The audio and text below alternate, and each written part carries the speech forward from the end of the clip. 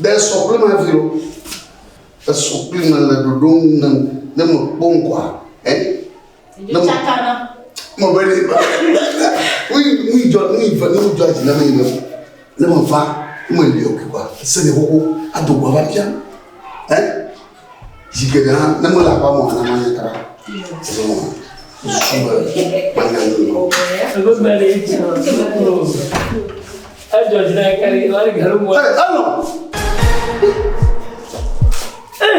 Allô? Monsieur, vous êtes N'qu'est-ce que va faire?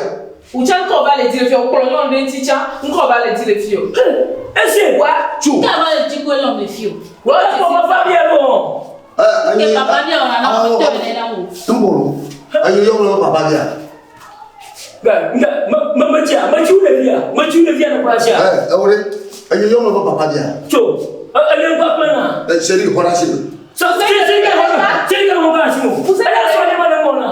Ouais, il y a pas soigner. Il y a pas soigner. Le cahier tout va pas. Oh, j'avais une de comment on va. Alors, pas la cible. Ça, quoi tu t'as acheté là? Il y a une flamme de mi va y a qui toi. À chaque fois. Il y a pas de tout dans le toi. Non, mais tu veux pas de couper à sur le film de faire.